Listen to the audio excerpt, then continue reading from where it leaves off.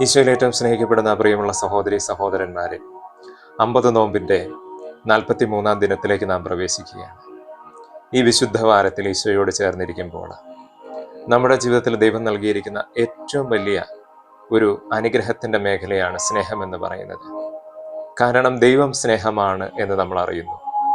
ദൈവത്തിൽ നിന്ന് ഉള്ളവരായ നമ്മളെല്ലാവരും പരസ്പരം സ്നേഹത്തിൽ, ദൈവസ്നേഹത്തിൽ വളരണമെന്ന് ദൈവം ആഗ്രഹിക്കുന്നു. പ്രിയമുള്ളവരെ, ദൈവമായ കർത്താവ് മോശ വഴി നൽകിയ 10 കൽപ്പനകളെക്കുറിച്ച് നമ്മൾ ധ്യാനിച്ചു കഴിഞ്ഞു.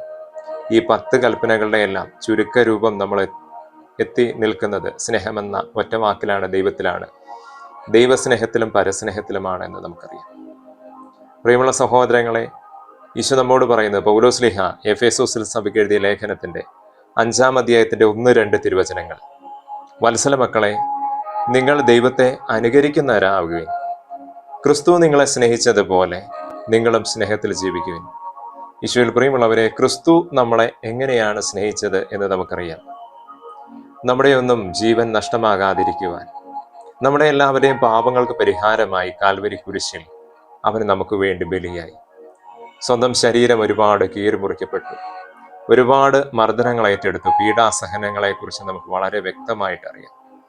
പ്രിയമുള്ള സഹോദരങ്ങളെ, ഈശോ നമ്മെ അത്രയേറെ സ്നേഹിച്ചുവെങ്കിൽ യോഹന്നാന്റെ 1-ാം ലേഖനത്തിന്റെ 3-ാം അധ്യായം 10-ാം തിരുവചനം അവിടെ ഇങ്ങനെയാ പറയുന്നത്: ക്രിസ്തു സ്വന്തം ജീവൻ നമുക്ക് വേണ്ടി പരിത്യജിച്ചു എന്നതിൽ നിന്ന് സ്നേഹം എന്തെന്ന് നാം അറിയുന്നു. ഇപ്പൊ നമ്മുടെ ജീവന് വേണ്ടി, നമ്മുടെ ആത്മാവ് നഷ്ടമാകാതിരിക്കുന്നതിന് വേണ്ടി ക്രിസ്തു നമുക്ക് വേണ്ടി അത്രയേറെ സഹിച്ചു. നമ്മുടെ ജീവന് വേണ്ടിയാണ് സഹിച്ചത്. അതിനുവേണ്ടിയാണ് അവൻ പരിശുദ്ധ കുർബാനയായി മാറിയത്. ഓരോ ദിവസവും, ഓരോ നിമിഷവും ലോകത്തിന്റെ വിവിധ ഭാഗങ്ങളിൽ നമുക്ക് ഓരോരുത്തർക്കും വേണ്ടി അവിടുന്ന് പരിഹാരമായി മുറിഞ്ഞുകൊണ്ടിരിക്കുന്നു. പ്രിയമുള്ള സഹോദരങ്ങളെ, ക്രിസ്തു തന്ന അതേ സ്നേഹത്തിൽ, അതേ മാർഗത്തിൽ ചരിക്കുന്നവരായി മാറണമെന്ന് ഈശോ ഈ നോമ്പുകാലം നമ്മെ ഓർമ്മിപ്പിക്കുക.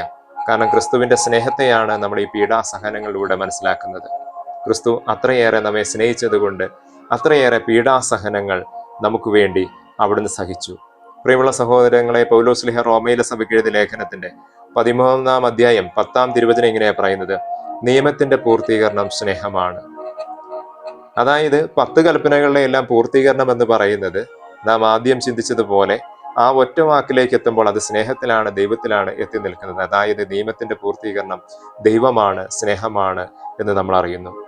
അതുകൊണ്ട് നമ്മുടെ എല്ലാവരുടെയും ജീവിതത്തിൽ സ്നേഹം എന്നുള്ള, പ്രത്യേകിച്ച് ദൈവസ്നേഹത്തിലും സഹോദര സ്നേഹത്തിലും വളരുവാൻ, ക്രിസ്തു സ്നേഹിച്ചതുപോലെ നമുക്കും പരസ്പരം സ്നേഹിക്കുവാനായിട്ട് കഴിയണം. യോഹന്നാന്റെ സുവിശേഷം 15-ാം അധ്യായം 13-ാം തിരുവചനം ഇങ്ങനെയാണ് പറയുന്നത്: സ്നേഹിതർക്ക് വേണ്ടി ജീവൻ ബലി അർപ്പിക്കുന്നതിനേക്കാൾ വലിയ സ്നേഹമില്ല. പ്രിയമുള്ള സഹോദരങ്ങളെ, കർത്താവിന്റെ പീഡാസഹനങ്ങളിൽ, അവിടുത്തെ കുരിശുമരണത്തിലെല്ലാം ഇതാണ് നാം കാണുന്നത്.